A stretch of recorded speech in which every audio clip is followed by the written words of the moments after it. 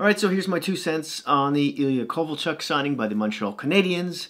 As we all know, Montreal's gone through a real rash of injuries lately, especially with Druin, Gallagher, Byron, Ermia, and Pekka out of the lineup, all on the IR.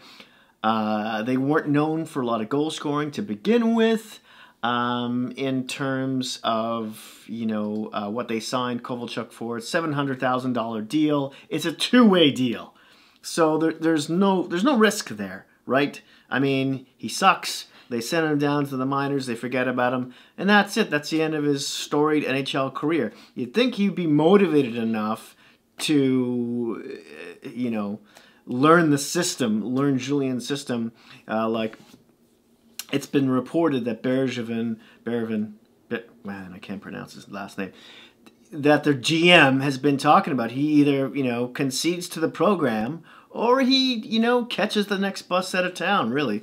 So we all know he doesn't really play much defense.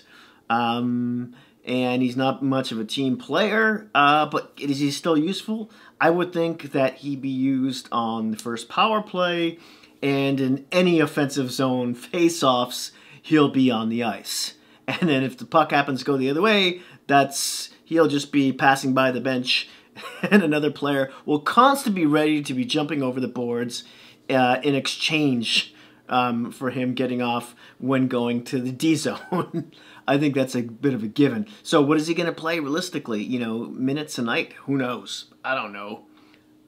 13, 14 maybe? And then it all depends on, how he does after that in terms of if it goes up or down, right? Where are they in the standings right now? Either way, I mean, don't forget they got Scandella to help solidify their defense. Okay, yeah, that's a good move. I mean, Montreal didn't really give up, much either way. But in terms of the standings, let's look at that here. So they're 7 points out of the last wild card spot, which is held by Philly. Philly's got 49 points. Montreal's got 42. Now they have what? Yeah, they have no games in hand on Philly, and the Metro has cooled down a bit. And one might say, oh, they have a better chance of catching up in the Atlantic in their division, right? Well, I don't know about that either, because third place is being occupied now by Tampa Bay Lightning, who's got 48 points, and they have three games in hand on the Canadiens. And you say, oh, what about the Toronto Maple Leafs? Toronto's looked really good since Sheldon Keefe has stepped in as their new head coach. There's something like 14-3-1 or something.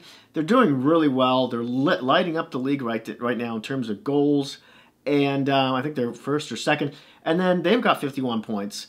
And Montreal's got one game on hand on Toronto. I just don't see it.